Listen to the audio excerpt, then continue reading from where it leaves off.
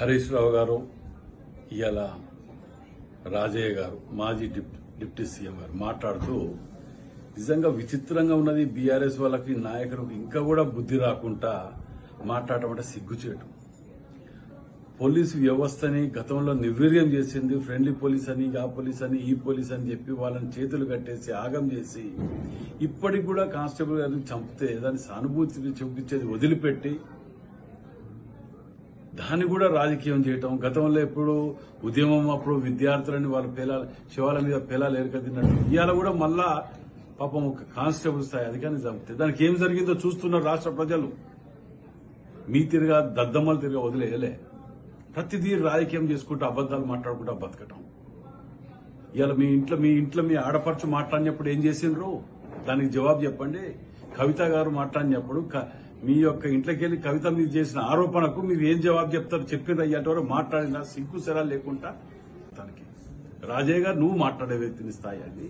ఇలా నువ్వు చేసి రేవంత్ రెడ్డి గారు వాళ్ళు తుపాకీ ముఖ్యమంత్రి గారు తుపాకులు దాని మీద అదని దానికి అందరూ మద్దతు ఇవ్వాలి వీళ్ళకి ఇట్లా మాట్లాడినందుకు అని చెప్పి అంటున్నారు.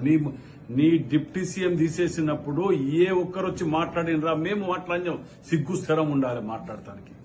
రాజయ్య గారు నువ్వు మాట్లాడే వ్యక్తిని స్థాయి అది. ఇలా నువ్వు చేసిన పనులేంటిది, నీ కథ ఏంది, నీ కార్ఖానలు ఏంది, నువ్వు ఎవరికి ఫోన్ చేయబోయి ఎవరికి చేస్తే నిన్ను తీసేసిండ్రు, ఇవన్నీ కనీసం జవాబు కూడా చెప్పకుండా నీ ఒక మాట ముచ్చట చెప్పకుండా నిన్ను తీసేసిన దౌర్భాగ్యం అది. వాళ్ళకు తెలుతు నన్ను చూడకుండా అయినా నీకు సిగ్గు లేకుండా ఇలా మళ్ళా హరీష్ రావు నువ్వు రాజయ్య గారు పండుగ పూట పాపం చనిపోయిన ఒక కానిస్టేబుల్ కుటుంబానికి ₹1 కోటి ఇచ్చినాం. ₹1 కోటి ఇవ్వటం కాకుండా కుటుంబాన్ని ఏ విధంగా ఆదుకోవాలి, ఏం చేయాలని మేము బాధపడుతుంటాం. మేము మా ప్రభుత్వం చేసుకుని నిర్ణయాలు తీసుకుని వారిని ఏ విధంగా సంతృప్తి పరచాలి, ఏ విధంగా తాపత్రయాలు మేము పడుతుంటే మా ముఖ్యమంత్రి గారు దాని మీద 24 గంటల లోపల వారు ఏ విధంగా ఏం చేయాలని ఆలోచన చేసి చూపిస్తున్నారు. అది వదిలిపెట్టి ప్రతిదీ మీ జీవితం అంతా మీ బతుకంతా రాజకీయమే. ఒక్క పార్లమెంట్ సీట్ రాలే, ఒక్క దాంట్లో డిపాజిట్ రాలే, సిగ్గు శరం లేకుండా ఇంకా జూబ్లీహిల్స్ గెలుస్తారట. జూబ్లీహిల్స్ డిపాజిట్ తెచ్చుకొని చూద్దాం. అది వదిలిపెట్టేసి నోటికి వచ్చినట్టు ఏది పడితే అది మాట్లాడితే ప్రజలు నమ్ముతారు అనుకో. మిమ్మల్ని అసహించుకొని పక్కకు పెట్టినరు. మీ బీఆర్ఎస్ టీఆర్ఎస్ దుకాణం క్లోజ్. అది చూసుకోండి ఫస్ట్.